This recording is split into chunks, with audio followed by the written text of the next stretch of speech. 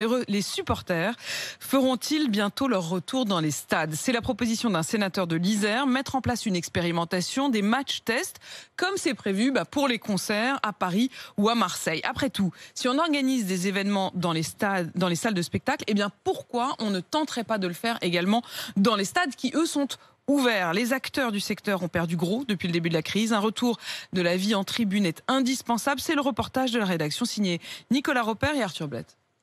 Des chants, des cris, des encouragements.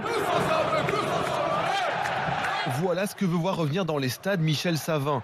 Le sénateur LR ne comprend pas qu'aucune expérimentation ne soit envisagée, notamment pour les stades qui sont en extérieur. Ce qui manque surtout aujourd'hui, c'est un signal qui soit envoyé. Je pense que le monde du sport professionnel et amateur, qui est en grande souffrance depuis des mois, attend un signal aujourd'hui au niveau de l'État pour avoir une perspective de reprise. Comme pour les expérimentations annoncées lors des concerts, les jauges seraient réduites, des tests Covid pourraient être pratiqués. Faire revenir le public est indispensable pour tout le monde, estime le sénateur de l'Isère. Si on doit vivre avec ce virus, on ne va pas vivre pendant des mois et des mois sans avoir cette possibilité de nouveau, pas tous, mais qu'une partie des gens puissent aller de nouveau dans un stade, dans un gymnase, dans une patinoire pour assister au match. Mais il faut que les partenaires s'y retrouvent parce que demain, on aura encore besoin de ces partenaires pour faire vivre ces clubs. On sait que certains vont avoir des difficultés économiques et on a besoin d'eux. À Lens, les 40 000 places du Stade Bollaert sont désespérément vides depuis le mois d'octobre.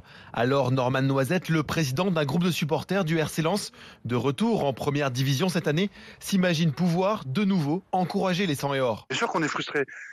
Tous les passionnés de football sont frustrés. Le football, notre souhait, c'est pas de le vivre dans notre canapé, seul, sans amis et derrière la télé. Donc, on aimerait pouvoir être dans le stade et pouvoir profiter de ça avec les joueurs et le public. Plusieurs clubs se disent intéressés pour faire partie de l'expérimentation. C'est le cas de l'Olympique Lyonnais qui a déjà déposé un dossier en préfecture, confirme Xavier Pierrot, directeur général adjoint du club. Nous, notre objectif, ça serait de rapidement pouvoir accueillir une personne pour 3 sièges, donc de l'ordre de 20 000 personnes.